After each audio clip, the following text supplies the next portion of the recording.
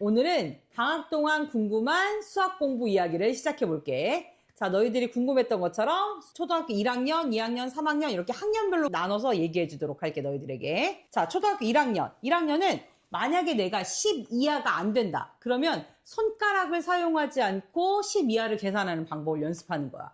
5 더하기 5, 뭐 2 더하기 7, 그 다음 빼기도 마찬가지로 10 이하의 뺄셈을 연습하는 거지. 그게 됐다. 그러면 이제 10 만들기 연습을 하는 거야. 문제집에 보면 이렇게 10을 만드는 연습을 할 수 있는 문제들이 엄청 많아. 뭐 9 더하기 1은 10, 7 더하기 몇은 10, 이렇게 10을 만드는 연습들이 있는데 이 연습들을 방학 동안 열심히 하는 거야. 이걸 해야 7 더하기 8, 1 더하기 9, 9 더하기 2 이렇게 10이 올라가는 계산을 할 수가 있어. 그래서 예비 초일의 방학 연산은 10을 해결한다. 가장 키워드라고 생각하면 될 것 같아. 그리고 초등학교 1학년이 볼 수 있는 문제집을 생각해보면 나는 디딤돌을 많이 봤던 편인데 디딤돌 1학년 1학기부터 보기 시작하는 거야.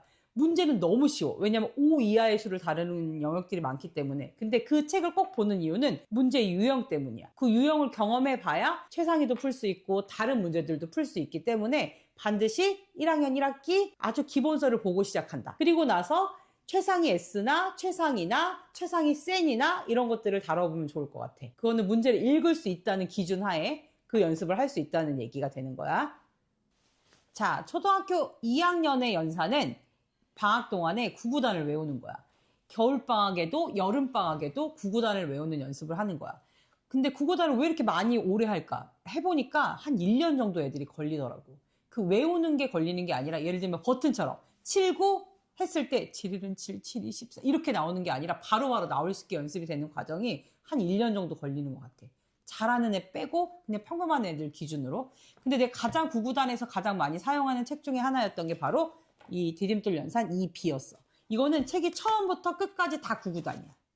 근데 구구단에 대한 설명이 간단하게 나와 있어. 예를 들면 2 곱하기 5가 2 더하기 2 더하기 2 더하기 2 더하기 2 하고 2 곱하기 5 이런 식으로 나오거든. 그 원리가 설명된 다음에 전부 다 구구단을 쓰는 방식으로 나와 있기 때문에 진짜 외우기가 편해. 한 권 끝나고 나면 애들이 그래도 얼추 외워지고 있다는 생각이 들더라고. 그래서 제일 많이 활용하는 책.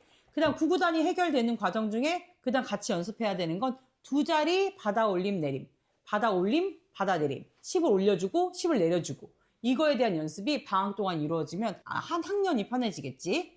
그 다음 다 했다고 치면 이제 이렇게 그냥 기본서를 들고서 문제집을 보는 것도 좋아. 이거. 그 다음에 더 잘하는 친구들은 이제 최상위 같은 책들을 봐주면 좋겠지. 최상위 책은 어느 정도 그래도 수도 되고 선행도 좀 됐다는 친구들이 본다고 생각하면 될 것 같아. 다 할 필요는 없다. 근데 이게 기본적인 것만 할 수 있는 친구들은 그냥 기본서 보고 그 다음에 학기를 맞이해도 괜찮다. 2학년 연산 중에 가장 중요한 거는 이렇게 여러 가지 방법으로 계산하기를 연습하는 거야. 이 내용을 이해하면 받아 올림에 대한 개념들이 쓰는데 여러 가지 방법으로 계산하기를 이해하지 못하면 연산이 그냥 암기랑 똑같아지게 되거든. 근데 이거를 하는 이유가 있어. 이게 1학년 2학기 때도 나오거든. 10 이상의 수를 가지고서.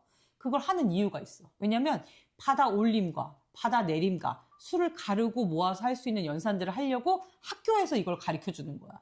근데 이걸 이해하지 못하고 넘어가는 친구들이 너무 많거든. 그게 땡땡의 피해이기도 한데 연산은 암산이 아니야. 절대.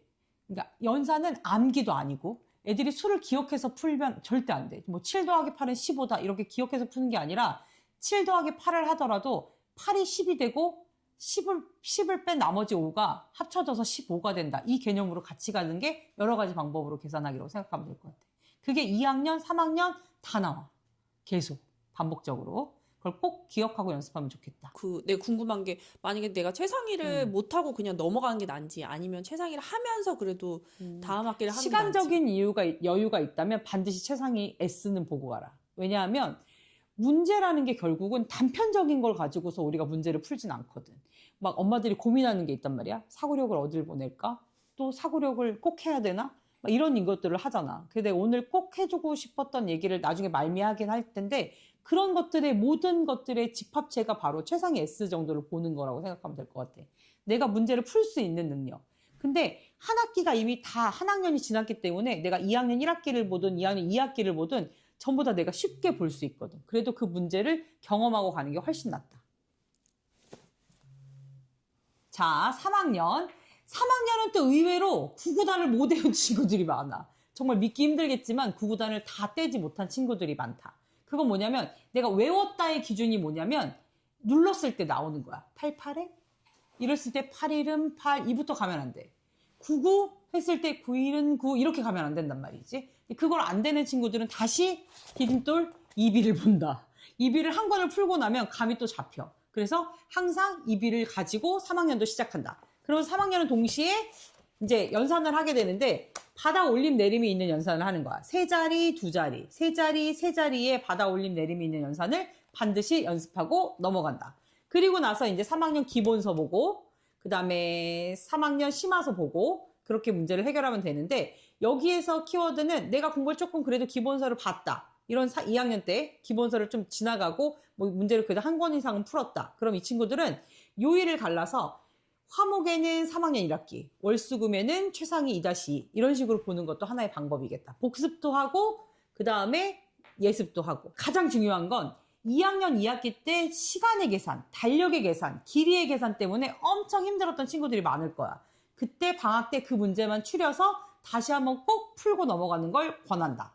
시간의 계산의 연산은 10의 계산이 아니기 때문에 60진법이잖아. 애들이 그 60을 받아 올리고 내리는 걸 너무너무 어려워해.